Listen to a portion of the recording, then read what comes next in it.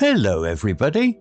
If you want all the story's content in full, please go to www.steveuk.blog. Thank you. Short story 828, The Glassblower's Apprentice. Advanced. Elena had worked in the bakery for 6 years.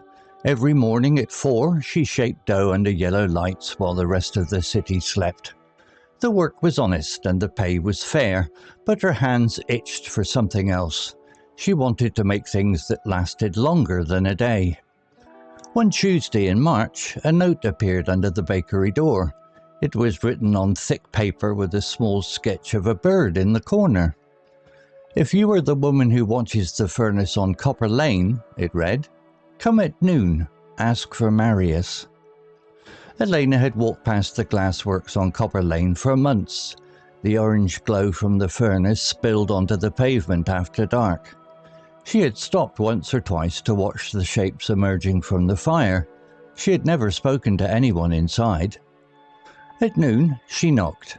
A man with burn scars on his forearms opened the door. "You are late," he said, but he was smiling. "I am Marius. You look at my furnace like you understand heat. Do you want to try?" She did. The first week was humiliation. The molten glass refused her. It slid off the pipe, cooled too fast, or shattered when she breathed wrong. Marius said little. He corrected her grip, adjusted her stance, and turned back to his own work. At night, Elena's arms ached and her confidence frayed. On the 9th day, she made a paperweight. It was lopsided and full of bubbles, but it held together. Marius picked it up, turned it in the light, and set it on the shelf by the door. "First one stays here," he said, "so you remember where you started." Months passed. Summer arrived and the workshop became unbearable. But Elena stopped noticing.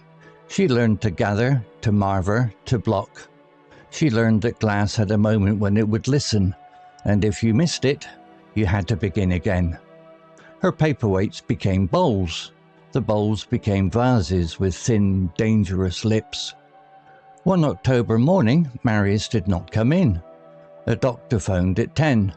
Marius had collapsed at home. He would not return to the furnace. The orders were due. A hotel wanted 12 blue centerpieces for a winter opening. Elena looked at the empty bench, at the rods, at the shelf of first attempts. She could lock the door and call the client, or she could light the furnace. She lit it. For 3 days she worked in silence, sleeping on a cot in the back room. She ruined 4 pieces for every one she kept. On the 4th day she packed 12 vases. They were not perfect. The color varied slightly from first to last, but they caught the light and held it, the way Marius had taught her. The hotel paid. They ordered again in spring. 2 years later, Elena signed the lease on the building. She kept Marius's name on the sign, Marius & Co., Glass. She also kept the first lopsided paperweight by the door. Every new apprentice who walked in saw it there, dusty and flawed and complete. She was no longer the woman who watched the furnace. She was the woman who kept it burning. If you learned a new word today, please make sure to subscribe so you can practice again next time. Vocabulary notes. Apprentice, meaning a person who learns a skill or trade by working for a fixed period with someone experienced. Example, every new apprentice who walked in saw it there, dusty and flawed and complete. How it is used. We often say an apprentice to, a master, or serve as an apprentice. It suggests formal learning on the job. Similar words, trainee, learner, novice, intern. Example sentence. He worked as an apprentice to a carpenter for 3 years before opening his own workshop. Furnace, meaning a large enclosed structure for heating materials to very high temperatures, often used in metalwork or glass making. Example, she had stopped once or twice to watch the shapes emerging from fire. She had never spoken to anyone inside. She lit it. How it is used. Common in industrial or craft contexts. We talk about lighting a furnace or the heat of the furnace.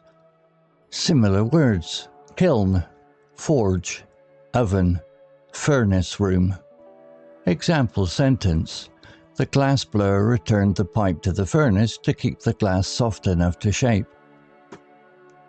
Humiliation, meaning a feeling of embarrassment and shame, often because you have failed publicly or made mistakes. Example: the first week was humiliation. The molten glass refused her. How it is used. Usually an uncountable noun. You can suffer humiliation or face humiliation. Similar words: embarrassment, shame, indignity, mortification. Example sentence: despite the humiliation of dropping the vase, she picked up the pipe and tried again. Frayed, meaning worn at the edge, also used figuratively to mean weakened or strained, especially nerves, patience, or confidence. Example: at night, Elena's arms ached and her confidence frayed. How it is used. For fabric, frayed cuffs. For feelings, tempers frayed, or nerves were frayed. Similar words: worn, unraveled, strained, weakened.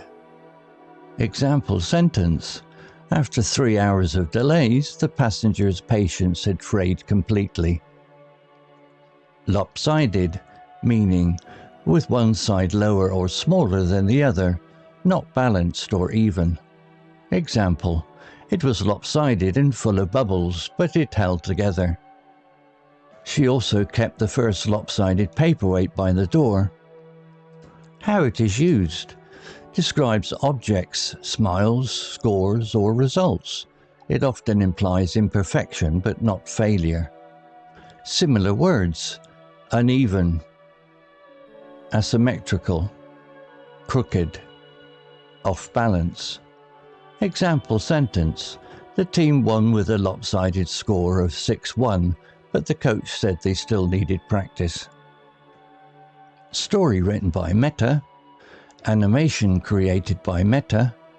To read, see all the story's content in full, please go to www.steveuk.blog. Thank you. CC Music, Drifting at 432 Hz, Unicorn Heads.